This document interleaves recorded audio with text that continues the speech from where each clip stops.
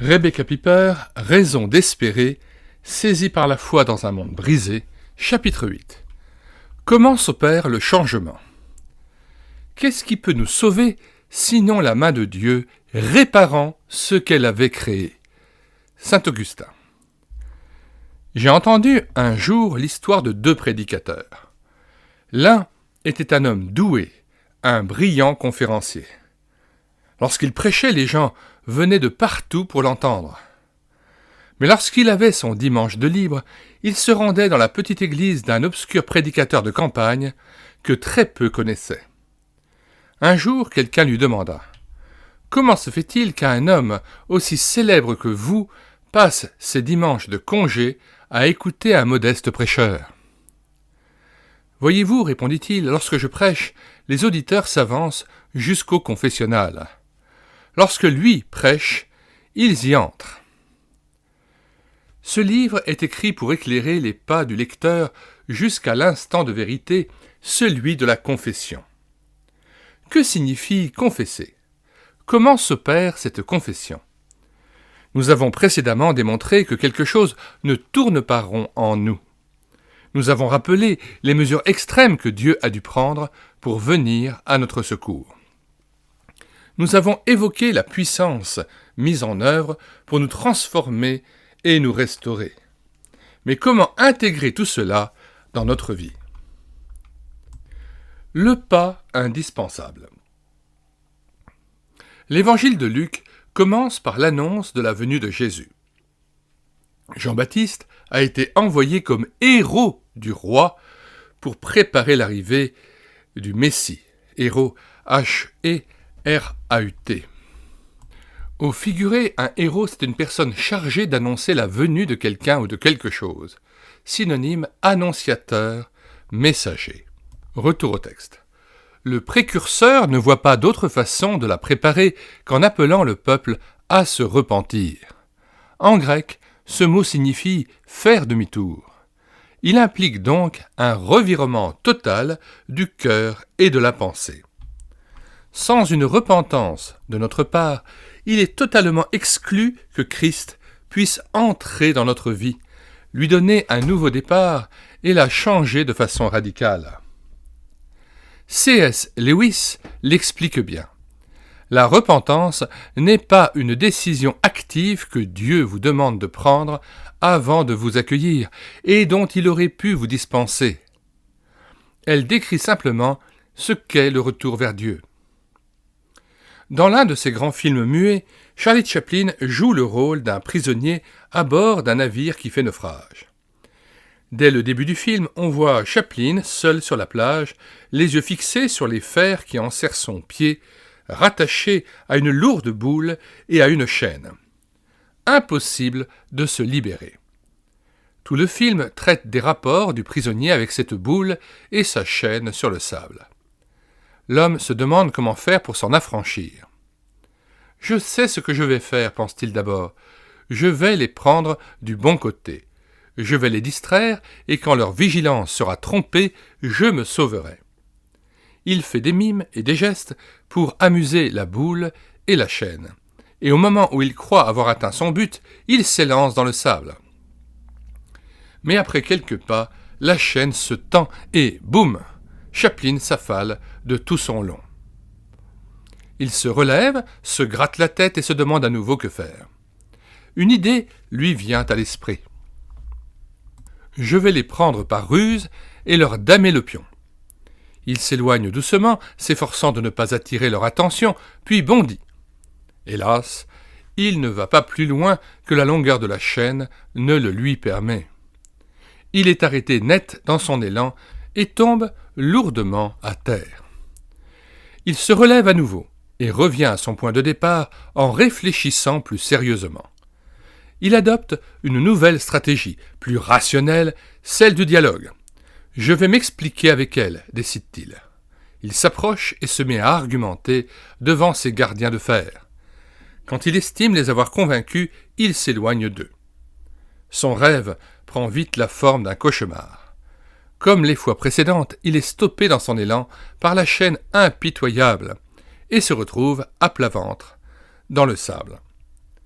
Il arrive au bout de sa patience. Il tente une dernière manœuvre. Il va ignorer la boule et la chaîne. Il fera comme si elles n'existaient pas. Il les recouvre entièrement de sable. Il donne vraiment l'impression d'être un homme libre, sans aucune entrave. Croyant avoir résolu son problème, il s'en va fièrement vers la mer, qu'il n'atteindra pas, car la chaîne lui rappelle brutalement qu'elle est toujours là. Et voilà notre homme, une fois de plus, couvert de sable et de confusion. Chaplin commence alors à se rendre à l'évidence. C'est comme si une lumière s'était enfin allumée dans son esprit.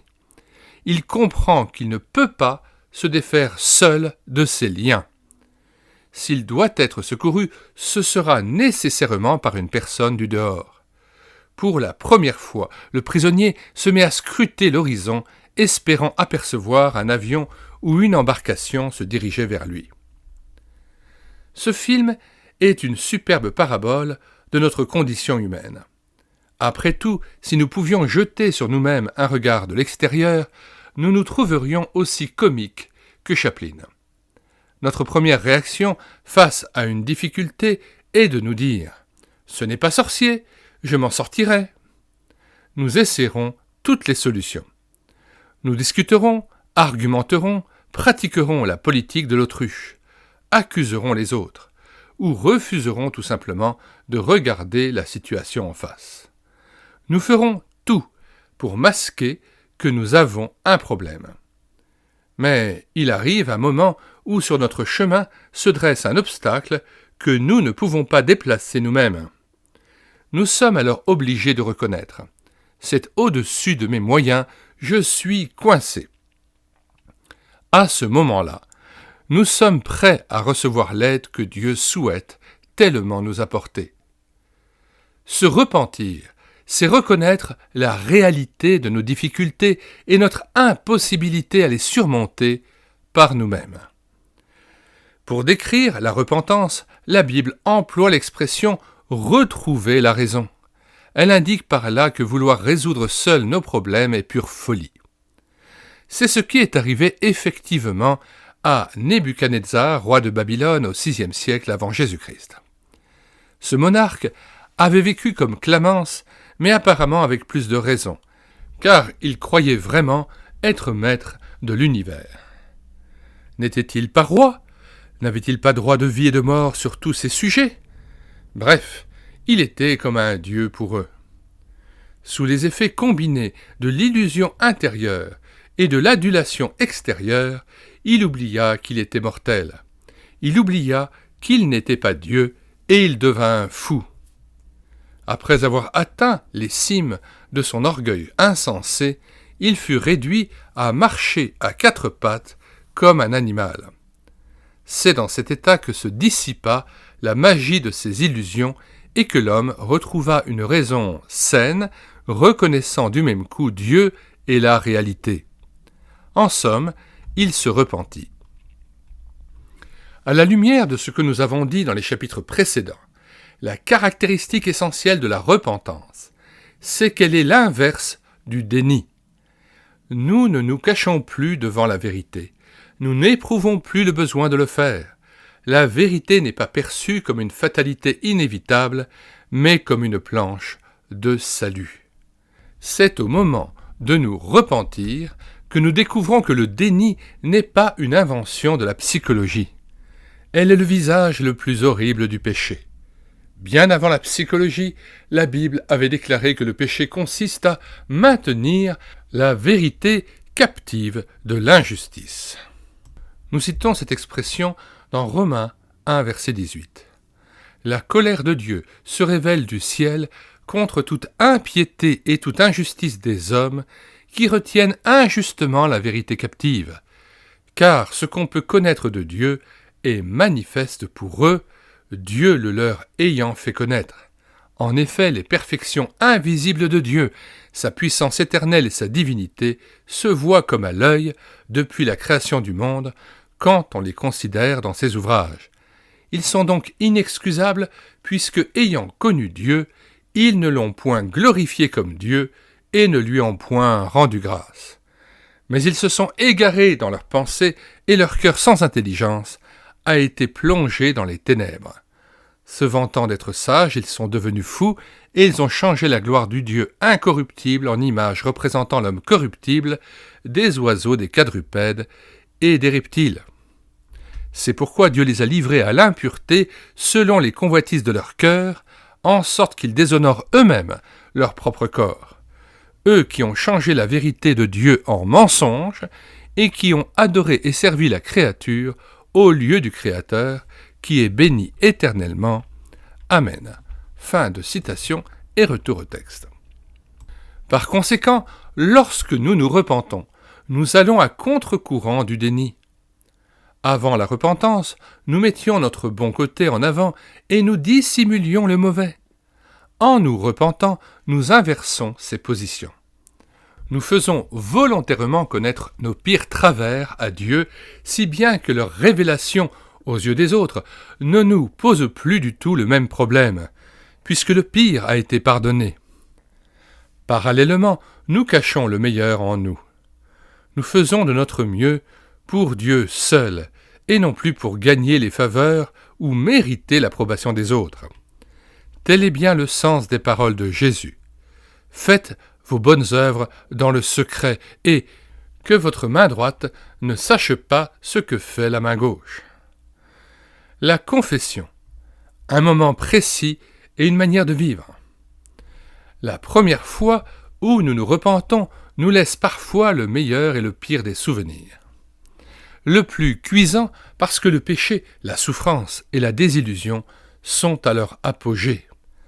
Le plus doux parce que rien au monde ne peut se comparer à la joie du pardon que l'on vient d'expérimenter. Mais la repentance ne se limite pas à une expérience instantanée vécue une fois pour toutes. Pour ceux qui sont venus au contact de Dieu, elle est un mode de vie. Elle doit l'être parce que le péché et le moi ne cèdent pas facilement leur place centrale. Mais surtout, notre désir croissant d'entretenir une relation de plus en plus étroite avec Dieu nous rend plus sensibles au péché. Qu'il s'agisse d'un nouveau converti ou d'un chrétien de longue date, la repentance produit le même effet. Elle nous a initialement amenés à Christ et elle nous y ramène constamment par la suite. Certains croyants s'imaginent qu'une fois venus à Dieu, ils connaîtront un état de félicité imperturbable. C'est là, certes, l'objectif à atteindre, mais ce n'est pas l'expérience constante le long du chemin. Ce bonheur parfait n'est possible que si le péché est sans cesse dénoncé et vaincu aussi longtemps qu'il y aura des péchés à vaincre, c'est-à-dire jusqu'à ce que nous nous trouvions face à face avec Dieu. Si nous pensons qu'en plaçant notre confiance en Dieu, notre vie sera plus facile, parce que nous n'aurons plus besoin de lutter contre le mauvais côté de notre nature, nous risquons d'être rapidement découragés et perplexes devant la réalité tenace du péché. Ce n'est qu'en nous approchant de Dieu que nous découvrons notre péché avec plus de clarté et de netteté. Ainsi, plus nous vivons au contact de Dieu, plus le péché devient décelable. Si nous oublions cette leçon, nous pourrions croire que la conscience de plus en plus aiguë de notre péché et le sentiment d'une vulnérabilité accrue devant la tentation correspondraient à un éloignement progressif de Dieu. Nous vivrons dans la crainte de ne pas avoir été réellement transformés si nous nous débattons encore avec le péché alors que Christ est précisément mort pour nos péchés. C'est le contraire qui est vrai. Une sensibilité de plus en plus vive à l'égard du péché est la preuve que nous vivons plus près de Dieu. Le refus de repentance aura évidemment des effets contraires. Plus nous nous éloignons de Dieu, moins nous sommes conscients du péché. À la limite, cela signifie parfois que des gens évitent de pécher pour ne pas avoir à penser à Dieu. L'absence de repentance rend l'homme moins sensible au péché, aux relations humaines et à Dieu. C'est ce qui s'est passé dans le cas des médecins nazis interrogés par Robert J. Lifton. Leur sens moral était si émoussé et leur refus d'admettre le mal qu'ils avaient commis si choquant que le Journaliste ne parvint pas à nouer de véritables relations avec eux. Ils avaient construit leur vie sur le leurre de leur innocence, au point qu'aucune intimité avec eux ne s'avéra possible. Le leurre est le U2RE, c'est ce qui trompe. Le synonyme, c'est l'illusion, le mirage. Le miroir aux alouettes, la mystification, la poudre aux yeux, la tromperie. Ou l'imposture, la duperie. Le contraire d'un leurre, c'est le fait. La réalité. Si c'est déjà vrai dans le cas d'hommes qui refusent de se repentir devant d'autres hommes, à combien plus forte raison quand il s'agit du refus de se repentir devant Dieu. Connaître Dieu, c'est vivre dans la lumière de sa présence, c'est savoir qu'il n'y a rien à cacher. Pour ceux qui renoncent à fuir devant Dieu, la repentance ouvre des perspectives d'intimité et l'évanouissement de leur crainte au rayon de l'amour divin. Maintenir des comptes exacts. Quelles sont les étapes qu'il faut franchir lors de la repentance, que ce soit pour nouer une première relation avec Dieu ou pour renouer une relation qui a été rompue à cause d'un péché non confessé. La repentance n'est d'aucune valeur si elle n'est pas précise et concrète. On peut comparer la repentance à la tenue d'un livre de comptes. Le péché correspond à une dette. La repentance l'annule. Première règle à observer. Il faut se repentir le plus tôt possible en détaillant de son mieux le mal qu'on a commis en pensée, en parole ou en acte. Le faisons-nous pour partager notre secret avec Dieu ? Pas du tout. La Bible déclare que Dieu sonde le cœur. Tout est à découvert devant lui. En nous repentant, nous reconnaissons ce qu'il sait déjà. Avant, nous nous efforcions de cacher notre faute parce que nous ne pouvions pas nous regarder en face. Désormais, plus besoin de vivre dans l'autoséduction. La confession des péchés est-elle psychologiquement malsaine ? Loin de là, en dévoilant les tourmentes qui font rage en celui qui refuse de reconnaître son péché, la Bible fait preuve d'un grand réalisme. Le psalmiste écrit « Tant que je me suis tu, mes os se consumaient. Je gémissais toute la journée. Car nuit et jour, ta main pesait sur moi. Ma vigueur n'était plus que sécheresse, comme celle de l'été. Je t'ai fait connaître mon péché, je n'ai pas couvert ma faute. J'ai dit, je confesserai mes transgressions à l'Éternel. Et toi, tu as enlevé la faute de mon péché. » Il ne suffit pas de dire simplement « Seigneur, pardonne-moi tous mes péchés ». Cette façon de faire n'est pas d'un grand secours. L'excuse, même sous forme de prière. « Seigneur, tu sais que l'erreur est humaine », l'est encore moins. Non, nous devons reconnaître notre orgueil et la façon exacte qu'il a revêtu, peut-être dans notre désir de contrôler les gens et les situations où nous étions impliqués. Nous devons nommer les personnes que nous avons blessées et préciser la nature exacte de l'offense. Le président Jimmy Carter, malgré sa fonction, a suivi cette recommandation à la lettre. Pendant son mandat présidentiel, il dit un jour à sa classe d'école du dimanche « Supposez que nous nous mettions à genoux au pied de notre lit le soir et que nous disions « Seigneur, pardonne tous mes péchés ». Je ne suis pas certain de l'exaucement tant que nous ne serons pas prêts à confesser. Seigneur, aujourd'hui, j'ai manqué de gentillesse envers mon mari, ma femme ou mes enfants. Ce matin, dans une opération financière, j'ai triché un peu. Père Céleste, j'ai vécu une bonne partie de la journée loin de toi. Je me rappelle avoir dit 2 ou 3 mensonges et avoir induit des gens en erreur. Éternel, j'ai eu la possibilité de faire du bien ou de pardonner à une personne que je haïssais parce qu'elle m'avait offensé. Je n'ai pas saisi cette occasion. Énumérez vos manquements. Désignez-les par leur nom. Alors, vos péchés seront effacés. Plus qu'un simple regret. Deuxième règle. exprimons une tristesse sincère pour ce que nous avons fait. Il ne s'agit pas simplement de regretter, de se mortifier ou d'avoir d'amers remords. La première attitude est insuffisante et les deux autres sont fausses. La Bible parle de tristesse selon Dieu, celle d'un cœur brisé à cause du mal qu'il a commis. Lisons ce texte de 2 Corinthiens, chapitre 7, versets 9 à 11. « Je me réjouis à cette heure, non pas de ce que vous avez été attristés, mais de ce que votre tristesse vous a porté à la repentance.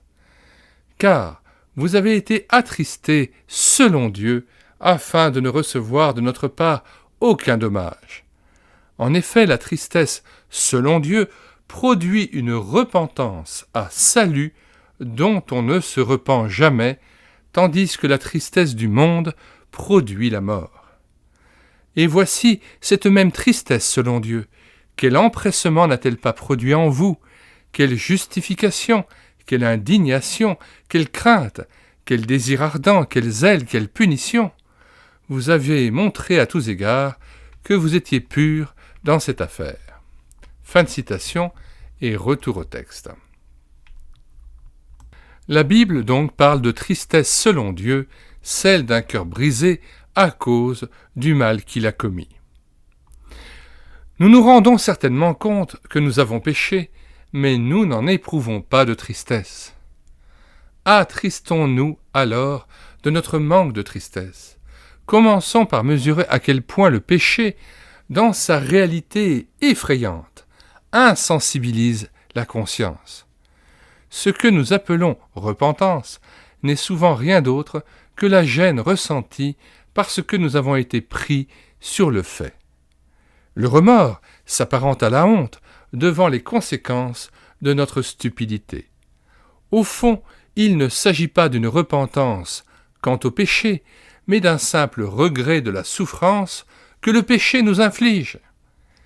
Si nous nous repentons uniquement des conséquences embarrassantes et douloureuses de notre péché, celui-ci reste entier et continuera à exercer sa tyrannie sur notre vie. Quelle doit être la cause de notre véritable tristesse?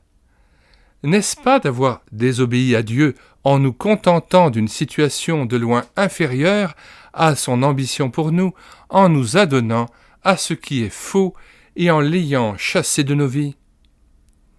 Ce sont ces choix et ces actions qui ont conduit Jésus à verser son sang sur la croix. Martin Luther avait raison d'affirmer que si notre cœur ne tremblait pas, c'est tout notre être qui avait alors des raisons de le faire. Méditons la passion de Christ. La véritable contemplation est celle qui brise le cœur et confond la conscience. Réfléchissez à ce soupir inexprimable et insupportable qui a poussé le Fils de Dieu à souffrir ainsi, et vous tremblerez. Plus vous réfléchirez, plus vous tremblerez. Prenez cette vérité à cœur. Dites-vous, sans le moindre doute, que vous êtes celui qui a tué Jésus. Vos péchés sont la cause de sa mort. En regardant les clous enfoncés dans ses mains, soyez certain que c'est vous qui les avez enfoncés. La contemplation des souffrances de Christ doit nous pousser à nous reconnaître tels que nous sommes, à méditer et à trembler. Si vous êtes endurci au point de ne plus trembler, alors vous avez encore plus de raisons de trembler. Demandez à Dieu de vous donner un cœur de chair. Tout péché est une offense contre Dieu. Troisième règle, confesser le péché à Dieu. Pourquoi agir ainsi alors que nous avons offensé une personne, direz-vous? Le Créateur de l'univers a édicté une loi morale, une norme absolue, et il l'a inscrite dans nos cœurs. Selon Jésus, toute la loi peut se résumer ainsi. Tu aimeras le Seigneur ton Dieu de tout ton cœur, de toute ton âme, de toute ta force et de toute ta pensée, et ton prochain comme toi-même. Par conséquent, même si c'est contre notre prochain que nous avons péché en l'enviant, en le haïssant, en ayant manqué de gentillesse envers lui, notre offense atteint également Dieu. Nous et notre prochain, nous appartenons à Dieu. Nous avons enfreint une loi établie par Dieu. Cette loi, inscrite au plus profond de notre être, nous en avons une connaissance intuitive que nous croyons en Dieu ou non. C'est pourquoi, quelle que soit la nature du péché commis, Dieu est le premier à qui nous devions le confesser. C'est bien à Dieu que David s'est adressé, quoique, ayant séduit Bathsheba et fait mourir son mari. « J'ai péché contre toi seul, et j'ai fait le mal à tes yeux. » Il va de soi que, si nous avons péché contre notre prochain, il ne suffit pas de le confesser seulement à Dieu. Cela arrangerait trop vite nos affaires. Comme le dit John Stott, nous devons confesser la faute à la personne que nous avons offensée et de laquelle nous avons le besoin et le désir d'obtenir le pardon. Mais attention, il serait faux de verser dans l'attitude extrême en criant nos péchés sur les toits, ce qui ne serait qu'une forme subtile d'égotisme. Le mieux consiste à confesser à Dieu seul les péchés que nous avons nourris dans nos pensées et dans notre cœur. Repentons-nous devant notre prochain des péchés en parole et en acte qui ont pu lui nuire. Mais tous les péchés, quelle que soit leur gravité, qu'ils soient connus ou non d'autrui, doivent d'abord être apportés à Dieu, car il les connaît tous. Éternel, tu me sondes et tu me connais. Tu sais quand je m'assieds et quand je me lève.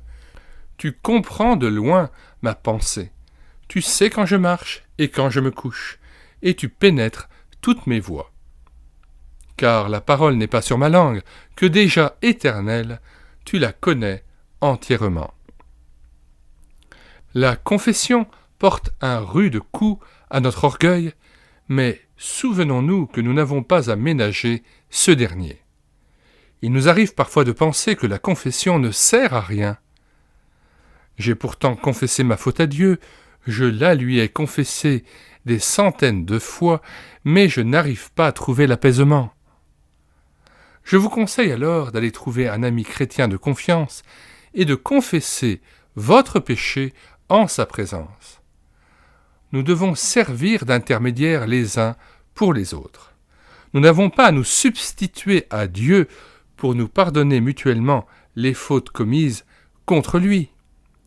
Mais lorsque nous rencontrons une personne digne de confiance, disposée à nous écouter et à prier avec nous pour obtenir le pardon divin, les murailles se renversent plus facilement. Le fait d'entendre cet ami citer des paroles de pardon tirées de la Bible peut se révéler décisif pour nous. Le risque que nous courons, c'est de voir cet ami colporter partout ce que nous lui avons dit en secret. C'est pourquoi il faut que l'ami recherché soit un chrétien mûr sur qui vous puissiez compter. N'oublions pas qu'un jour, nous aurons nous-mêmes à jouer ce rôle en faveur de quelqu'un d'autre. Alors si quelqu'un vous demande de bien vouloir écouter sa confession, ne dites pas « Vous avez vraiment fait cela ? J'aimerais connaître les détails !» Vous n'avez pas non plus à minimiser la gravité de la faute commise en disant par exemple « Ce n'est pas si grave, j'ai fait pareil la semaine dernière. » C'est à Dieu qu'il appartient de juger et non à nous. Notre devoir est d'écouter, de prier et, sous la conduite du Saint-Esprit, de chercher à être, pour celui qui se confesse, le canal par lequel Dieu apporte le pardon et le soulagement. Le demi-tour décisif. 4e règle. La repentance doit marquer un revirement décisif de notre vie. Comme nous l'avons déjà indiqué, le mot grec pour repentance est métanoïa. Il signifie changement de direction, demi-tour, direction opposée. Nous ne faisons pas connaître à Dieu nos péchés simplement pour qu'ils soient pardonnés. Nous devons également les abandonner. À partir de la repentance, notre comportement doit être radicalement différent. Nous nous débarrassons des choses mauvaises anciennes comme de vieux vêtements. Que le mal se soit niché dans une pensée, une habitude ou une action, la repentance est le prélude à un changement profond et durable. Elle est l'amorce du demi-tour complet. Ces 4 recommandations pourraient devenir des gestes mécaniques pour une raison toute simple. Elles soulignent notre part dans ce processus. Mais ce qui fait du pardon une réalité efficace et prodigieuse reste l'œuvre de Dieu. Comment Dieu répond-il à l'attitude de l'homme ? D'abord, il pardonne ses péchés en les effaçant parfaitement. Tout ce discours sur le pardon et la confession en général pourrait nous amener à considérer le péché avec légèreté. Ce n'est pas le cas pour Dieu. Il ne nous dira jamais « Oh, ne vous en faites pas, ce n'est pas grave !» Le péché est une chose sérieuse. Le mal que nous avons fait est tragique. Pour que Dieu puisse l'effacer et nous relever, il a fallu rien moins que la mort de son Fils. Il est impossible de dissocier le pardon du sacrifice. Il est impossible de dissocier le pardon du sacrifice. Le pardon de nos offenses a coûté un prix inestimable. La Bible insiste beaucoup sur le fait que Dieu est un Dieu qui pardonne. Il veut nous aborder avec tendresse et non de façon rude. Il souhaite effacer nos transgressions, les rejeter aussi loin que l'Est est séparé de l'Ouest, les précipiter au fond des océans, les bannir de sa mémoire. Il n'a pas d'autre choix que de condamner le péché, mais son désir n'est jamais de condamner. C'est le diable qui accuse, condamne et plonge dans la mort. Dieu nous déclare coupables pour que nous regardions la vérité en face, que nous nous repentions et que nous soyons rétablis dans une relation vivante avec lui. Né de nouveau. Une surprise d'envergure nous attend. Le pardon n'est que le commencement. Le deuxième don que Dieu nous fait est celui d'une vie nouvelle, par la régénération qu'opère le Saint-Esprit venu habiter en nous.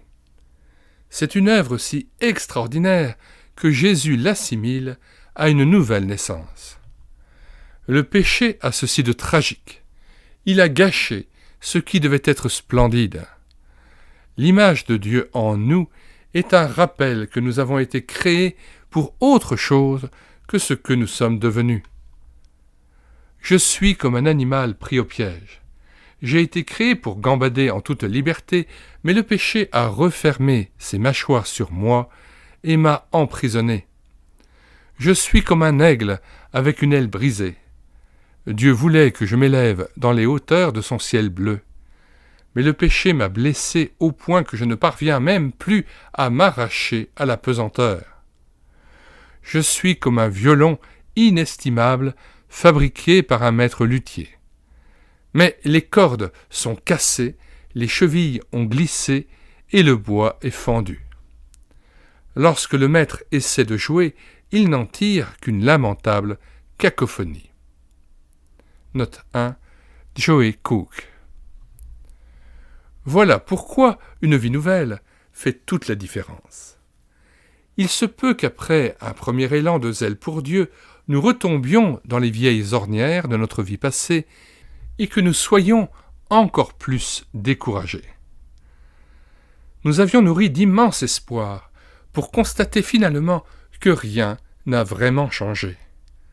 Nous languissons alors après l'amour et le pardon, mais plus encore après une puissance pour vivre en nouveauté de vie. Si notre espérance se veut vraiment nouvelle, elle doit s'accompagner de l'espérance d'un réel changement Et ce changement, c'est l'Esprit de Dieu qui l'opère. Comme l'écrit Lovelace Howard, c'est l'Esprit qui nous rend capables de faire ce que nous ne pouvions faire par nous-mêmes, mais que nous devons désormais accomplir avec son aide. C'est l'Esprit de Dieu qui fait de nous une nouvelle création. En nous cohabitent maintenant notre vieille nature et la nouvelle nature divine implantée par l'Esprit. Deux identités distinctes s'affrontent, l'ancienne et la nouvelle. Elles ne sont pas fondues en une seule, mais nous ne sommes cependant plus tout à fait identiques à ce que nous étions. Comme l'enseigne Paul aux chrétiens de Corinthe, si quelqu'un est en Christ, il est une nouvelle créature. Les choses anciennes sont passées, voici, toutes choses sont devenues nouvelles.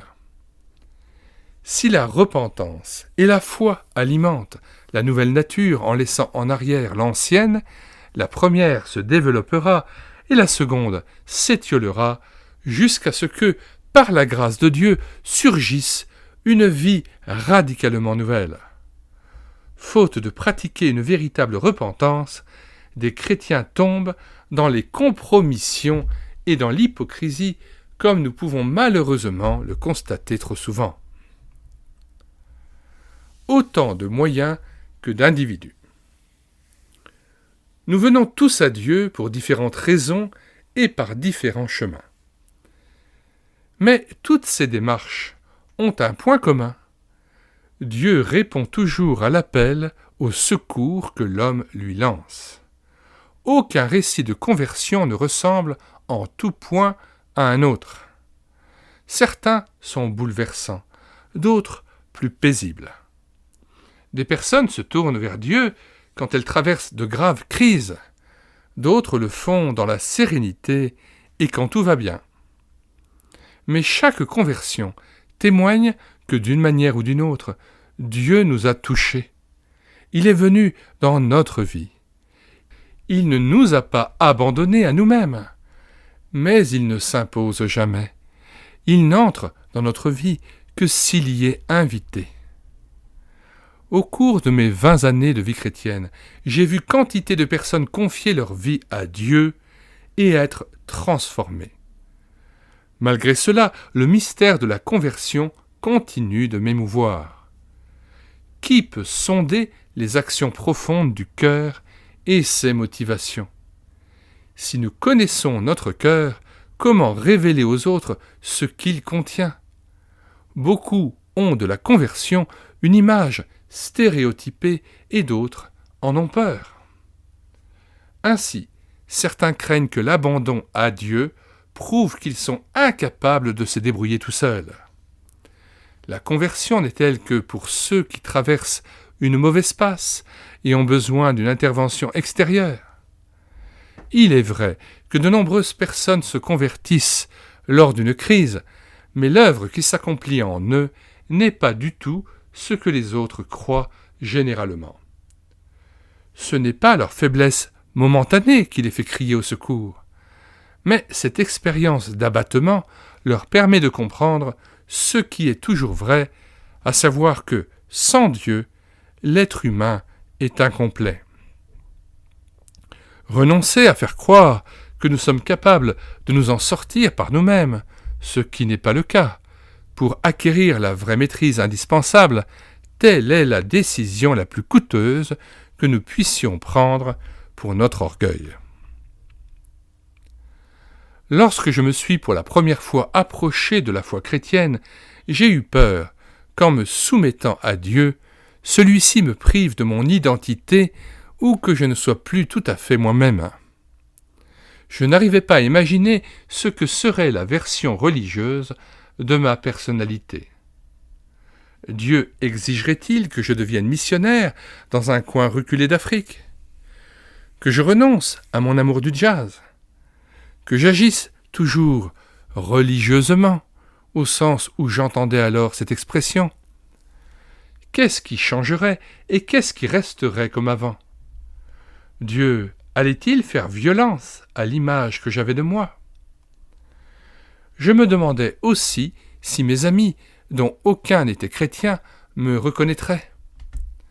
Ma pire crainte était qu'ils me rejettent sous prétexte que j'étais devenu un brin cinglé. Je les imaginais ricaner. Plus rien à attendre de Rebecca. Elle était autrement plus gaie autrefois. En fait, mes amis accentuaient mes appréhensions. Je me souviens d'une discussion que j'eus avec l'un d'eux, très sceptique.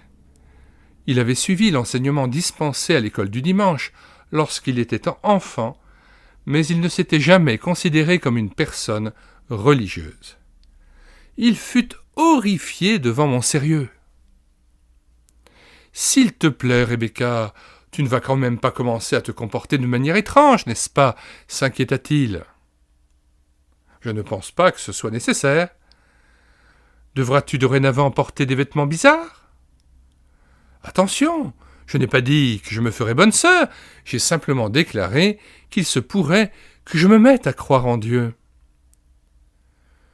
Je suppose que tu vas devenir végétarienne. » Cette conversation m'irrita au plus haut point.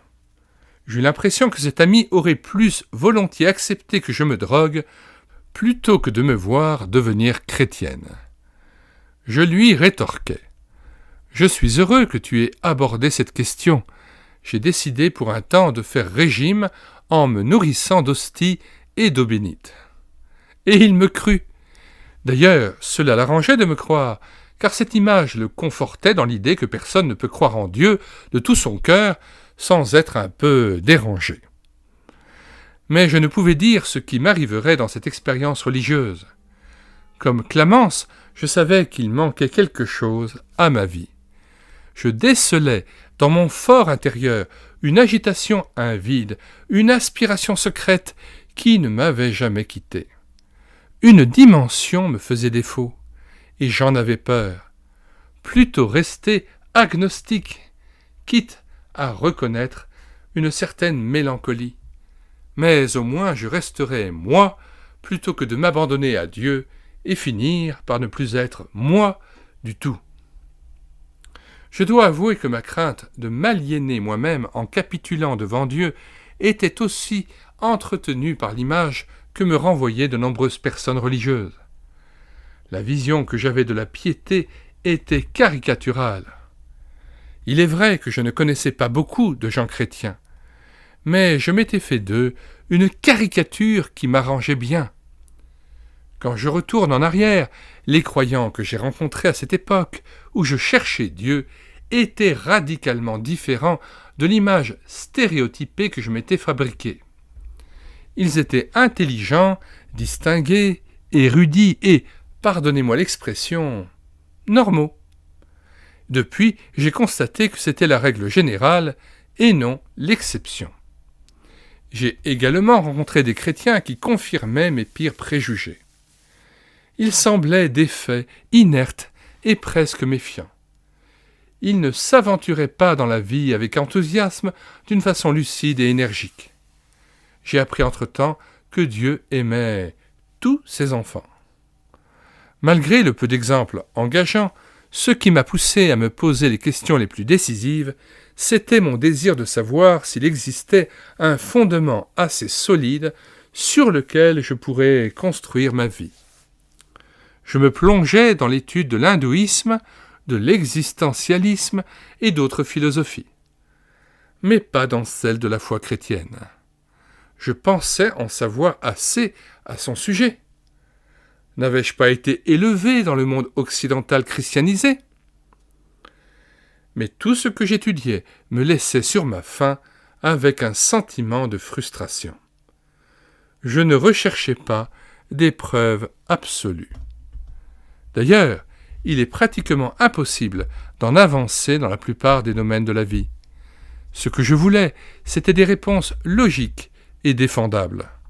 Je me souviens avoir demandé à un chrétien comment il était sûr que sa foi fût authentique. « Parce que je le ressens dans mon cœur, me répondit-il. « Et dans votre esprit » m'éclamai-je. Je n'ai pas seulement un cœur, j'ai aussi un cerveau. J'ai alors rejeté les chrétiens, quelle que fût la confession à laquelle ils se rattachaient. Je les considérais comme des gens sincères, mais ayant peu les pieds sur terre. J'avais vraiment le sentiment que raison et foi s'excluaient mutuellement. Puis je suis tombé sur le livre de C.S. Lewis, L'essentiel du christianisme. Je découvris dans cet auteur un homme à l'intelligence si discipliné, si lucide et si logique que tout mon orgueil intellectuel à ne pas vouloir être une chrétienne sans cerveau, entre guillemets, fut sérieusement battu en brèche. Je lus l'ouvrage de Lewis avec un intérêt grandissant à chaque ligne. Pour la première fois, je dus reconnaître que j'ignorais tout du véritable christianisme biblique. Comment aurais-je pu le connaître alors que je n'avais jamais lu la Bible avec un esprit adulte et critique? C.S. Lewis avait éveillé mon intérêt à la lecture de la Bible, mais je n'étais pas préparé à ce que j'allais lire.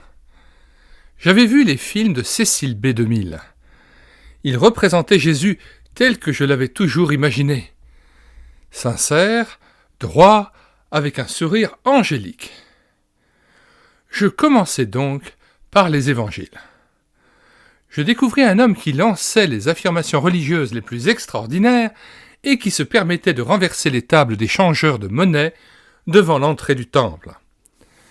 Il demandait aux Juifs comment ils comptaient échapper à la damnation de l'enfer et glissait des phrases anodines du genre « Je suis venu allumer un feu sur terre ». Je n'avais jamais eu beaucoup de patience envers les gens religieux et je découvris, à ma grande surprise, que Jésus avait souvent eu maille à partir avec eux également. Il l'accusait d'être un buveur, un glouton, d'avoir de mauvaises fréquentations. Il y avait là un homme qui prétendait être le Fils de Dieu et, en face de lui, des accusateurs lui reprochaient principalement de n'être pas assez religieux. J'eus d'emblée de la sympathie pour lui. C'est un soir, tard, que je suis passé de ce stade de compréhension à celui d'accepter ce que Jésus disait être. J'étais arrivé au point où je désespérais de savoir si Dieu existait réellement et si les déclarations de la Bible étaient vraies. Cette nuit-là, je suppliais Dieu de me révéler son existence d'une manière ou d'une autre. Ce fut sans doute ma première prière depuis de nombreuses années. J'étais également prête à accepter que Dieu n'existait pas et que la vie était absurde, mais il fallait absolument que je le sache. Une pensée me frappa tout à coup avec une force inaccoutumée. Je me sentis poussé à appeler Malcolm Nygren, le pasteur de mon enfance, qui plus tard allait présider la cérémonie de mon mariage et baptiser mes enfants. J'avais suivi l'école du dimanche, étant enfant, mais j'étais quand même gêné de lui téléphoner alors que je ne l'avais plus revu depuis si longtemps. Mais cette pensée m'apaisait tellement que je finis par trouver un bon sommeil réparateur. Il me fallut toute la journée du lendemain pour rassembler mon courage et finalement je l'appelai. Je lui dis qu'il était certainement trop occupé pour me recevoir, mais que j'espérais bien le revoir dans un proche avenir. Il me répondit qu'au contraire, il serait très heureux de me rencontrer ce jour même. J'avalai ma salive et promis d'être chez lui après la classe. Une fois dans son bureau, je posai mes questions. J'espérais plus que toute autre chose avoir mal compris l'interprétation que C.S. Lewis donnait de la foi chrétienne. J'attendais de Nygren qu'il m'explique que pour être chrétien, il suffisait d'être aimable et bon. Il me dit ce que j'avais le plus redouté d'entendre, à savoir que j'avais très bien compris la pensée de Lewis et parfaitement saisi ce qu'était la foi biblique. Je lui répondis que si pour être disciple, il fallait connaître Christ, il était évident que je n'étais pas chrétienne et que je ne l'avais jamais été. Il confirma que j'avais raison. Les réponses qu'il me donna étaient sensées. Il se montra très sensible, mais il défendait les mêmes affirmations que Lewis et que la Bible. Je ne me sentis pas mieux, mais au contraire plus misérable. J'étais accablé sous le poids de la vérité de l'Évangile et de ses implications. Au moment où je le quittais, il me recommanda d'aller voir une certaine dame. J'y allai donc et fus immédiatement conquise par le remarquable équilibre entre sa sensibilité et son intelligence. Mais il y avait autre chose qui m'avait frappé, une chose que je mis du temps à identifier. Elle rayonnait de la présence et de l'amour de Dieu. Celui-ci était presque palpable. Je compris qu'elle n'exprimait pas seulement ce qu'il y avait de plus profond en elle, mais également ce qu'il y avait en Dieu. Je souhaitais alors posséder moi aussi ce qu'elle détenait. Mais en même temps, je résistais. Cela m'a toujours amusé d'entendre des gens dire qu'elles aimeraient pouvoir croire aussi facilement que moi. Je n'étais pas facile à convaincre. Beaucoup de questions restaient sans réponse. J'avais envie de vivre comme j'avais toujours vécu, sans aucune référence à Dieu. Pourtant, à peine avais-je terminé mon travail, quel qu'il fût, que j'avais le sentiment d'une présence incontournable, celle même que je m'efforçais de fuir. C'était étrange.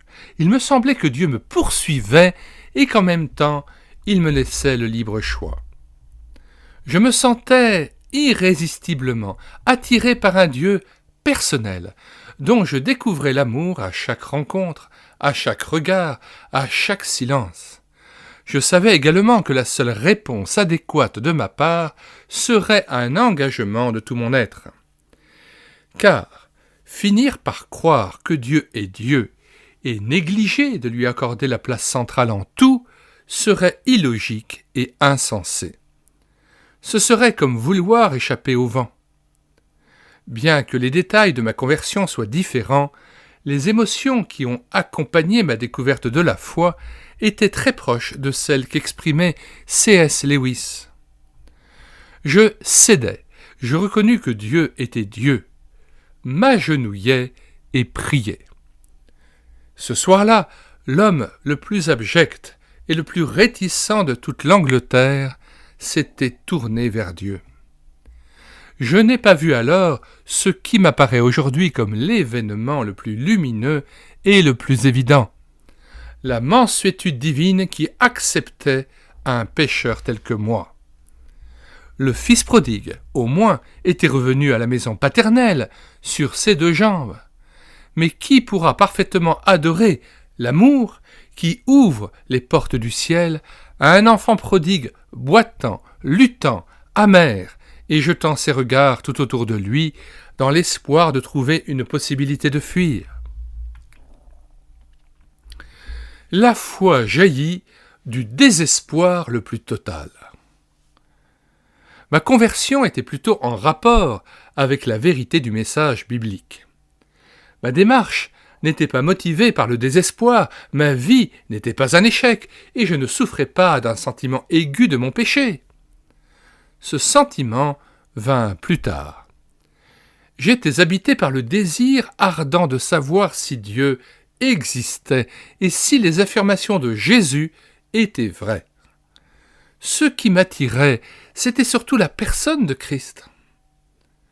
Beaucoup de gens viennent à Dieu poussés par le besoin et un grand désespoir. Un ami, que j'appellerai Jacob, est un de ceux-là. Je fis la connaissance de cet homme extraordinaire pendant notre séjour en Israël. Mon mari et moi participions à une conférence pour les Juifs messianiques qui croient que Jésus est le Messie. Leur culte ne se déroule pas comme celui des chrétiens occidentaux, mais reste empreint de la culture et des traditions juives. En pénétrant dans la salle de Haïfa où se tenait cette conférence, j'aperçus un homme en train de jouer avec des enfants. Son visage était bien sculpté, ses traits reflétaient une forte personnalité, et dans son regard se lisait une grande bienveillance. Mais à l'instant même où il nous vit, son expression changea du tout au tout et laissa place à de la méfiance et peut-être même du ressentiment. Nous le saluâmes avec chaleur et lui demandâmes où nous devions nous inscrire. Il nous répondit plutôt sèchement, à la limite de l'impolitesse.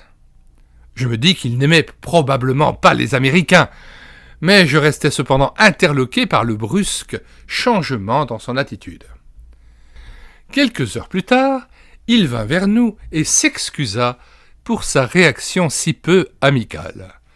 Il avait aperçu l'émetteur-récepteur accroché à la ceinture de mon mari, et il nous avait donc soupçonnés d'être des espions. Cela n'avait rien d'étonnant en soi.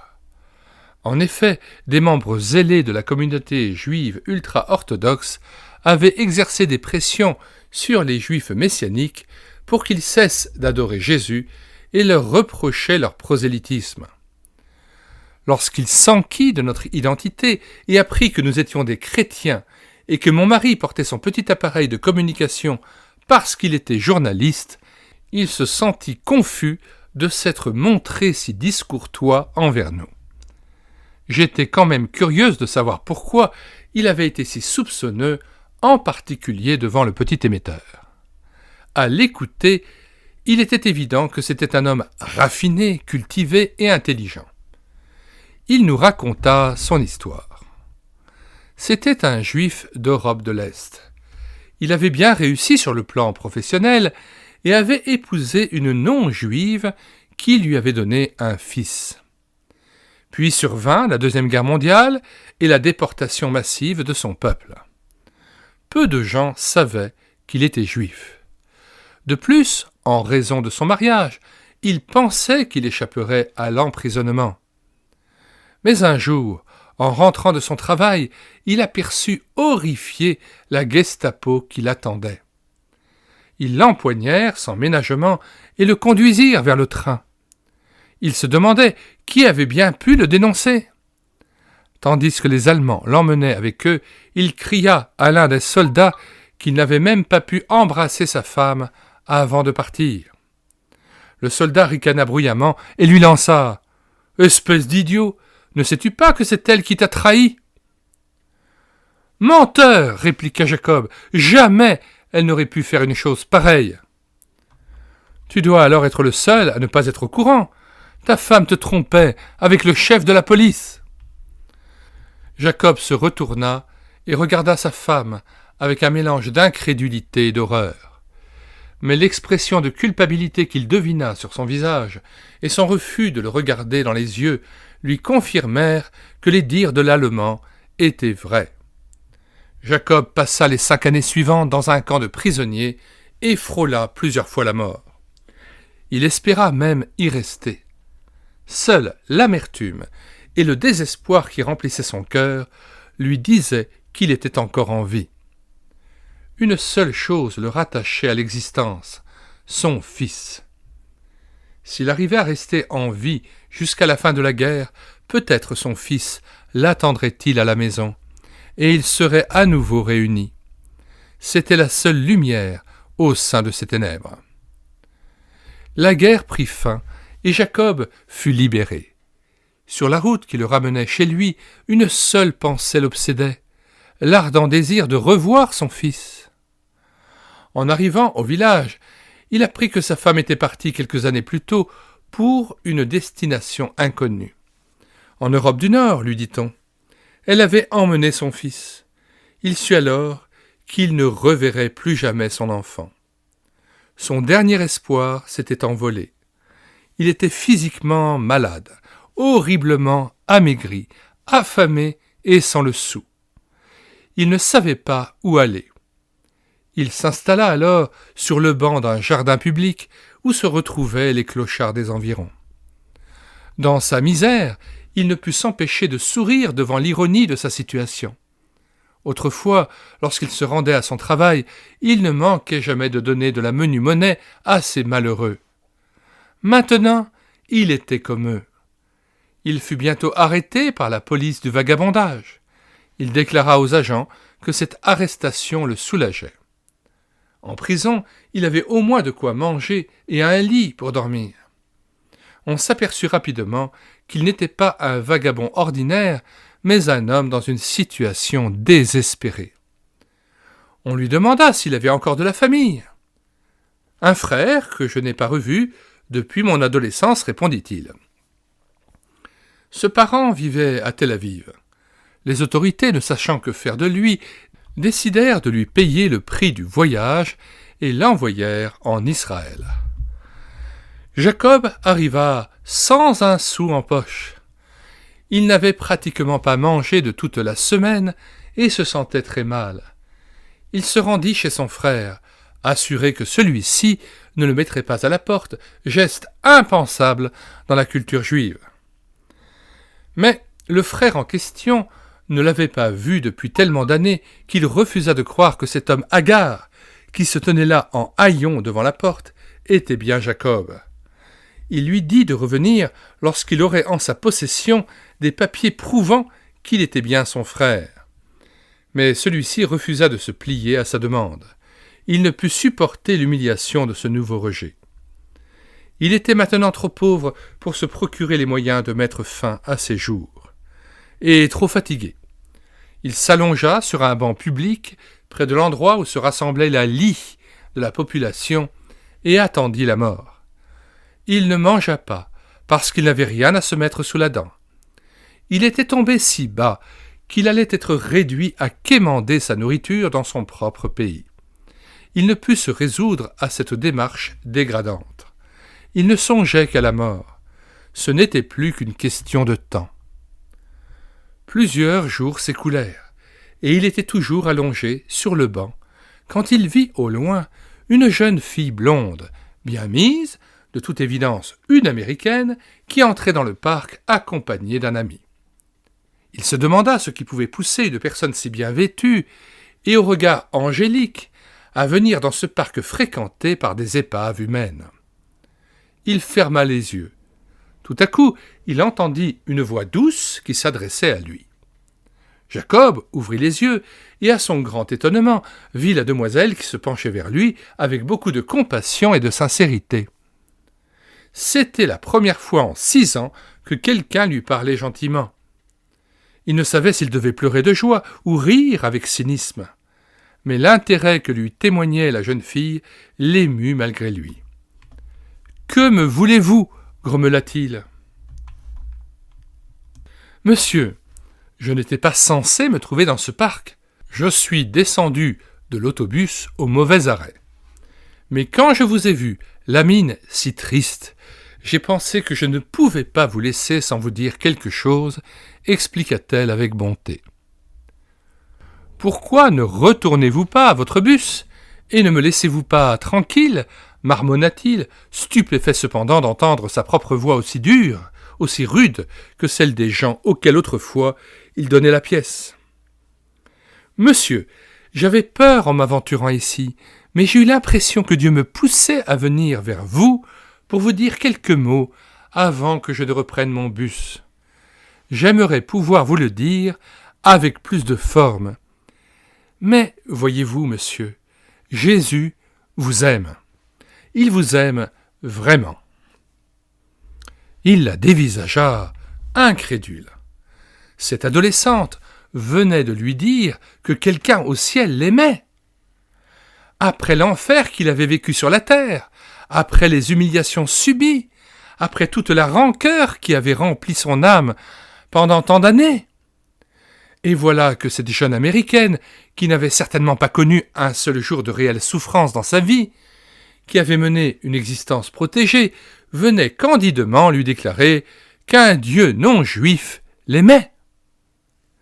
Il hésitait, ne sachant pas s'il devait s'indigner devant l'audace de la jeune fille ou s'émouvoir des efforts qu'elle avait déployés pour venir jusqu'à lui.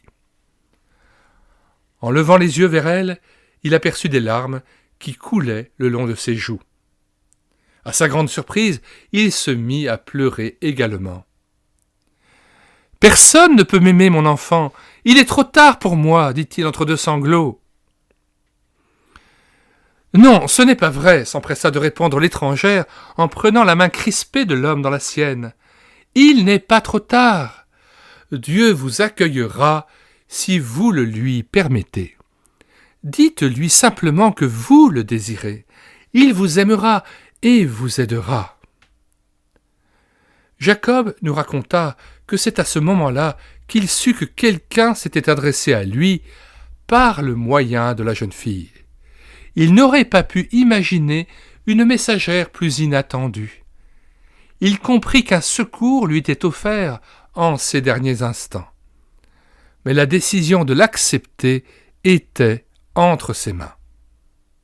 Il choisit de l'accepter. Il pria avec la jeune fille sur ce banc d'un obscur faubourg. Il s'exprima dans sa langue.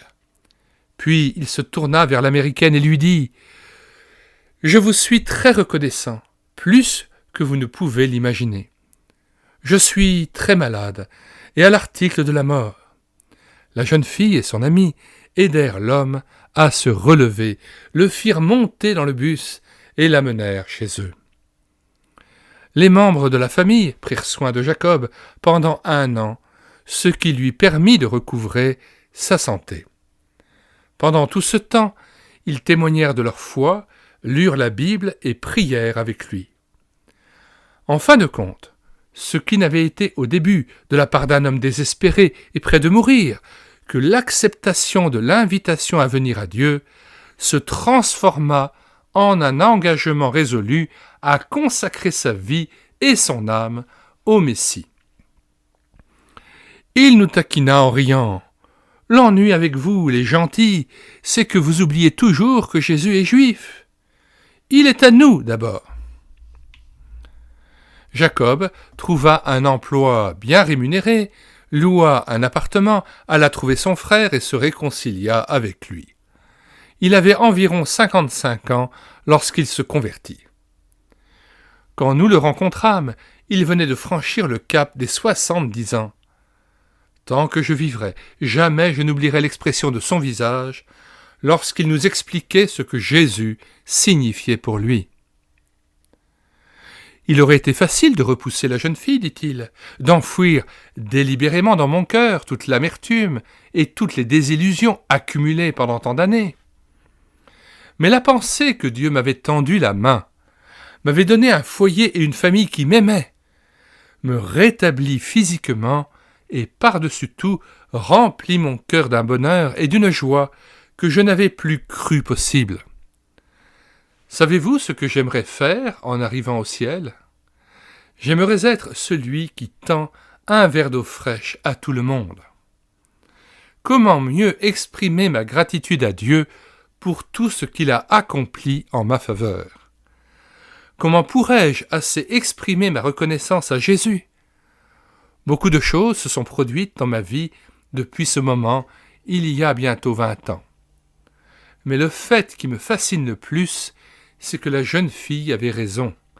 Jésus m'aime. Il m'aime vraiment. Pendant la semaine qui précédait notre départ d'Israël, j'essayais d'entrer en contact avec Jacob pour lui faire nos adieux.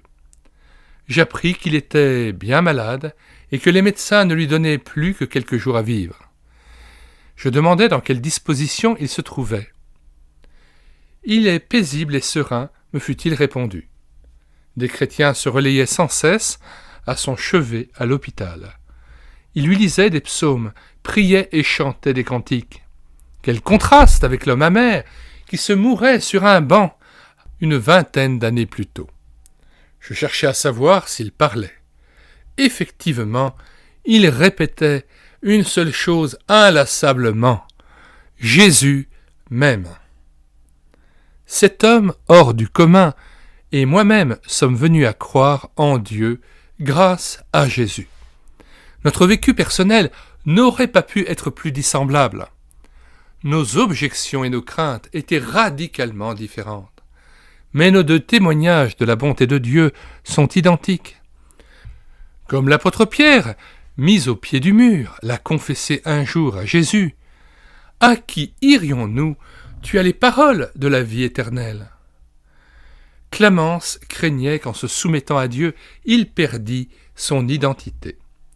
Aujourd'hui, après 20 ans passés au contact de l'Évangile, je peux témoigner que si Dieu nous transforme complètement, il s'arrange pour que nous soyons plus nous-mêmes que nous ne l'avons jamais été. Clémence redoutait de perdre sa liberté. Je m'émerveille devant la grâce divine qui prend le risque de nous l'accorder si généreusement. Fin de la lecture du chapitre 8 intitulé « Comment s'opère le changement ?» Nous indiquons que nous avons mis dans les commentaires de cette vidéo le lien de téléchargement gratuit de cet ouvrage, ainsi que le lien d'autres ouvrages de Rebecca Piper et le lien vers d'autres ouvrages encore d'autres auteurs ou d'autres playlists d'ouvrages. Chacun des téléchargements se fera à partir du site médiathèquechrétienne.fr, site que nous avons bâti en synergie avec cette chaîne YouTube Elle écoutait sa parole, afin d'assurer la réédition numérique gratuite d'ouvrages chrétiens épuisés et non réédités, comme l'était d'ailleurs cet ouvrage. Nous en sommes à 1400 ouvrages que vous pouvez tous télécharger immédiatement et gratuitement. À vous de faire simplement le geste d'écrire sur la page de recherche Google médiathèquechrétienne.fr d'un seul tenant, tout attaché et sans accent. Une fois arrivé sur le site, vous cliquez sur « Livre à télécharger ». Puis vous faites une recherche par ordre alphabétique d'auteur. Une fois trouvé l'auteur et l'ouvrage recherché, vous cliquez sur « Télécharger en Word ou en PDF » et l'ouvrage est à vous immédiatement et sans avoir à télécharger un logiciel quelconque ou à vous inscrire sur le site. Nous avons mis aussi dans les commentaires de cette vidéo le lien vers la playlist de cet ouvrage « Raison d'espérer, saisie par la foi dans un monde brisé », si par hasard vous êtes venu à cette vidéo sans avoir jusqu'à présent écouté les épisodes précédents. Avant de nous quitter, nous vous invitons à regarder les différentes playlists de cette chaîne YouTube Elle écoutait sa parole. Et, comme à l'ordinaire, nous aimerions terminer par la prière cette vidéo. Seigneur Jésus, je te loue de ce que tu as permis que je puisse venir à toi, confesser mon péché, venir à la lumière, croire en toi, recevoir par la foi le pardon de mes péchés.